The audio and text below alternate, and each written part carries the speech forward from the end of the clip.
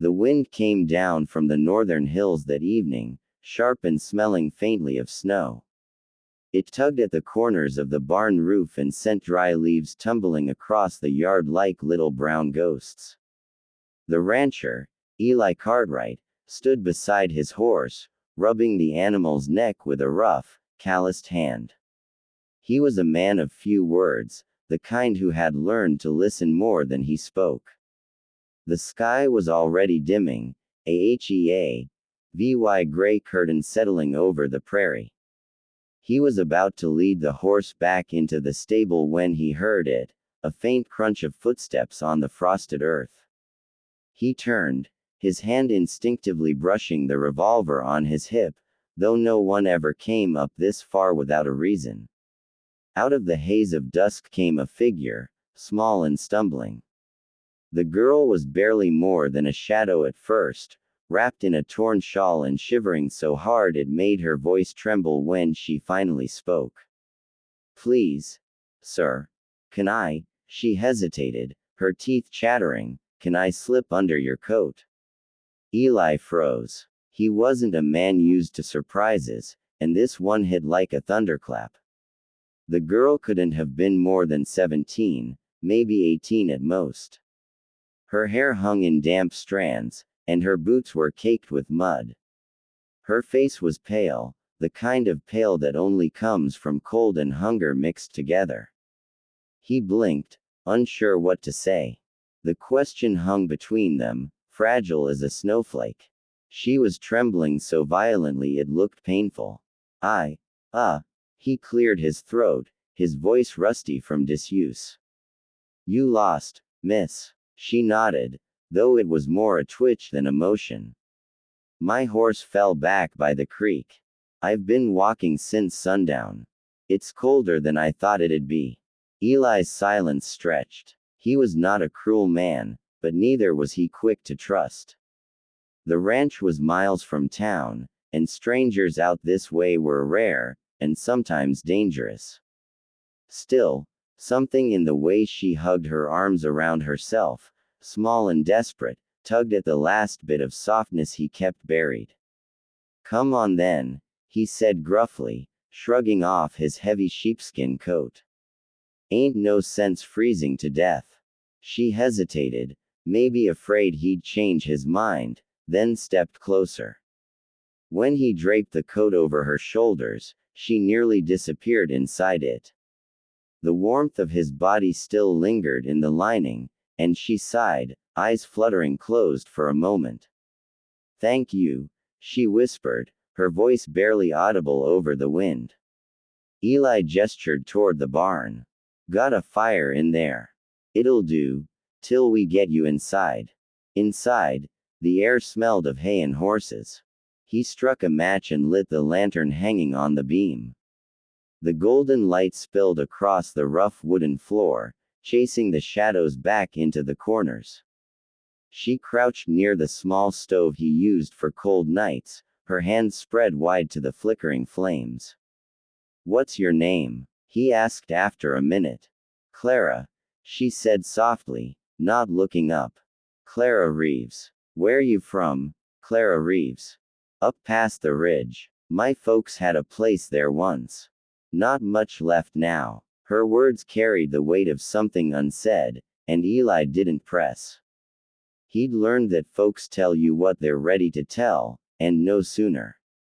When she turned, he noticed the dirt smudged on her cheek and the frayed hem of her dress. She looked half-starved, and his heart sank a little. He'd seen that look before, the hollow eyes of people who'd run out of luck and pride both. "You eaten?" he asked. She shook her head. "Not since morning." He moved toward the back room, fetched a tin of beans and a heel of bread. She took them like they were gold, murmuring another thank you before eating in small, careful bites. Eli sat nearby, watching the fire, pretending not to notice how her hands still shook. When she finished, she pulled his coat tighter around her shoulders. "I didn't mean to trouble you," she said. "I just didn't know where else to go." "Ain't no trouble," he said, though it wasn't exactly true. Trouble had a way of finding its way to his door whenever he tried to live quiet. Outside, the wind howled against the boards, and snow began to fall in soft, swirling sheets. There'd be no riding out tonight. She seemed to realize it at the same moment he did. I can sleep in the barn, she said quickly, as if afraid he'd send her back into the storm. I don't need a bed or anything. You'll take the spare room, he said flatly. Ain't fit for anyone to sleep out here in this weather. Her eyes widened, a mix of gratitude and disbelief. I can't. He cut her off with a raised hand. Ain't no argument. You'll catch your death if you stay out here. For a second, she looked like she might cry, but she only nodded. He led her across the yard to the small house, just 2 rooms, built by his own hands years ago when he thought life might turn out differently.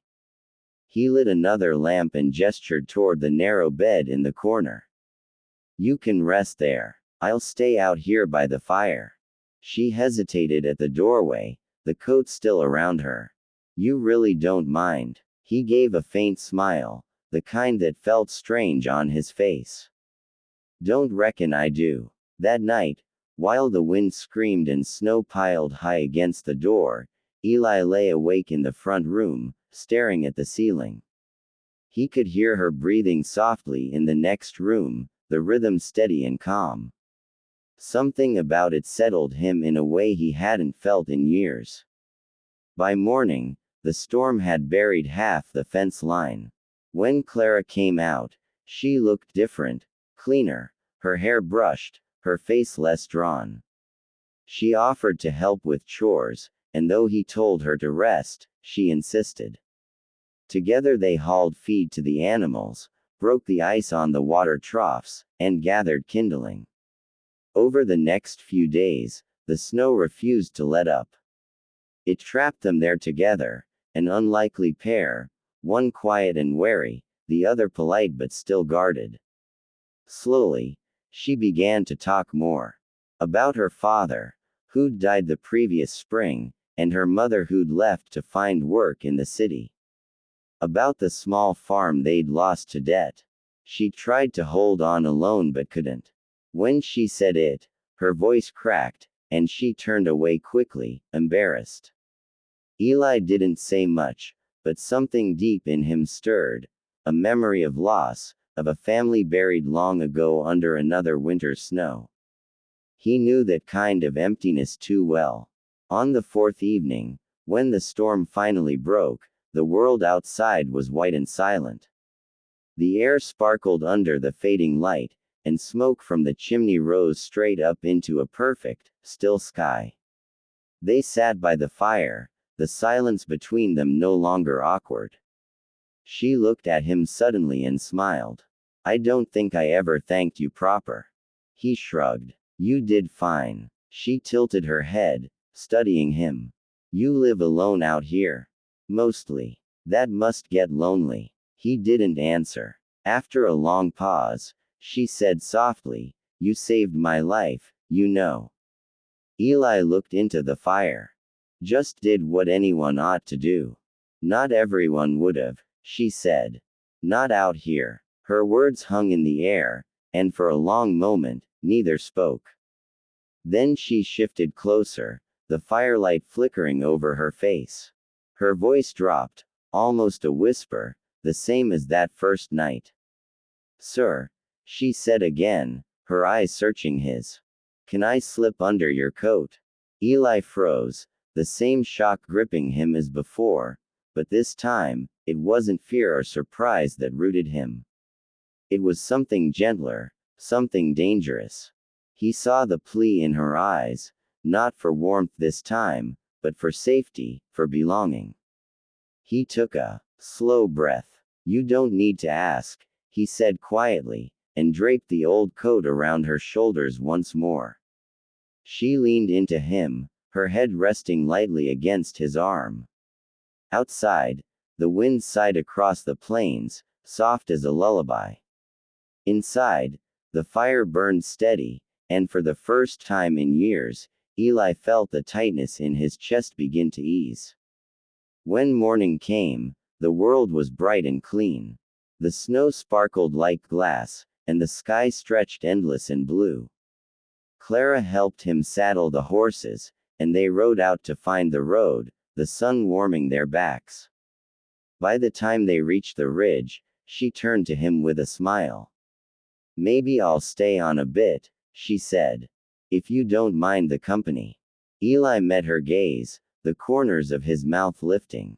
"Reckon I don't." They rode on together, two shadows against the white, leaving behind only the faint trail of hooves in the snow, and the memory of a whisper that had thawed a silent man's heart.